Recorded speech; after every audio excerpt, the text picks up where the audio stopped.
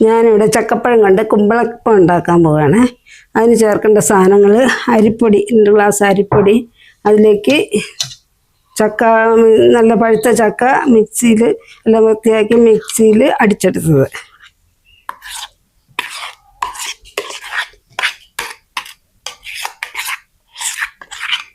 അത് ഒഴിച്ചു. ഇനി ഇതിന് വേണ്ട തേങ്ങ ചിരണ്ടി എടുത്തത്. ഞാൻ അതിലേക്ക് ജീരകം ഏലക്കായും കൂടെ പൊടിച്ചെടുത്തത്.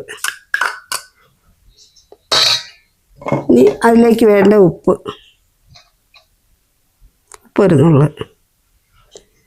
ഇനി ഞാൻ ഇല കുത്തിയെടുക്കട്ടെ, കൈയൊക്കെ നാശമായി കഴിഞ്ഞാൽ പിന്നെ ഇല കുത്താമല്ല. ഇനി ഇതിൽ നമുക്ക് ഇടനേലയിൽ കുമ്പളപ്പം ഉണ്ടാക്കാനാണ് ഞാൻ ഉദ്ദേശിച്ചത്. പക്ഷേ ഇടനേല കിട്ടാനില്ലാത്തതുകൊണ്ട് ഞാൻ പ്ലാവില കൊണ്ട് കുമ്പളപ്പം ഉണ്ടാക്കാൻ തീരുമാനിച്ചാണ്.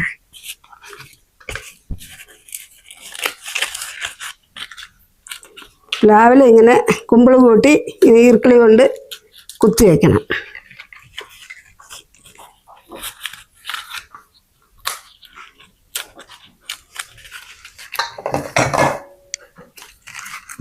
ഈർക്കിളി കൊണ്ട് കുത്തി റെഡിയാക്കി വെച്ച് ഇനി നമ്മൾ ഇതിലേക്ക് വെള്ളം ഒരുക്കിയത് ചേർത്ത് ഇളക്കണം. അപ്പോൾ ഞാനൊരു കഥ ഓർക്കുകയാണിത് കുറച്ചുകൊണ്ടിപ്പം. ഒരപ്പൻ സുഖമില്ലാണ്ട് കിടക്കായിരുന്നു. അപ്പോൾ അപ്പൻ മകനെ വിളിച്ചിട്ട് ഉപദേശം കൊടുക്കുകയാണ്. മോനെ, ഞാനെന്നും പോകുമ്പോൾ എനിക്ക് വഴിയരിയിലൊരു വീട്ടിൽ, എൻ്റെ ഒരു കൂട്ടുകാരൻ്റെ വീട്ടിൽ എനിക്ക് എന്നും അവർ ഊണിന് വിളിക്കും എന്നെ. അവിടെ എനിക്ക് ഒരില ചോറുണ്ട്, മോനത് മുട്ടിക്കരുത്, നീയായിട്ടത് മുട്ടിച്ച് കളയരുത്, അതെന്നും ഉണ്ടായിരിക്കണം എന്നും പറഞ്ഞുകൊണ്ട് മകന് ഉപദേശം കൊടുത്തു. മകന് ഉപദേശമൊക്കെ കൊടുത്ത് അപ്പനങ്ങനെ ഇരിക്കുമ്പം അപ്പനിങ്ങനെ സുഖമില്ലാണ്ട് കിടന്ന് അപ്പം മരിച്ചുപോയി. മരിച്ചുപോയി കഴിഞ്ഞപ്പോൾ മകനെ എന്നും വിളിക്കും, അവനെ ആ വീട്ടുകാരെന്നും വിളിക്കും, വാ മോനെ നമുക്ക് ഭക്ഷണം കഴിച്ചിട്ട് പോകാമെന്ന് പറയും. അപ്പോൾ ഈ മോനെന്ത് ചെയ്യും? മോനെ അവർ വിളിച്ചതാണല്ലോ എന്ന് ഓർത്തിട്ട് ദിവസവും അവിടെ പോയിട്ട് ഇങ്ങനെ ഭക്ഷണം കഴിക്കും. ഇങ്ങനെ കുറച്ച് ദിവസമായി കഴിഞ്ഞപ്പോൾ അവർക്കതൊരു ശല്യമായി തീർന്നു. അപ്പോൾ പിന്നെ അവനെ വിളിക്കാതെയായി. അവനെങ്കിലും പോകണ്ടോന്ന് നോക്കി ഇങ്ങനെ അവരിയ്ക്കും. പോണ കാണുമ്പോൾ മിണ്ടാണ്ടിരിക്കും. അപ്പോൾ അപ്പം പറഞ്ഞെന്തെന്നാ, മോനെ ഒരല്ല ചോറുണ്ട്, എനിക്കത് മുട്ടിച്ച് കളയരുതെന്നാണ് പറഞ്ഞത്. മകൻ എന്താ വിചാരിച്ചത്?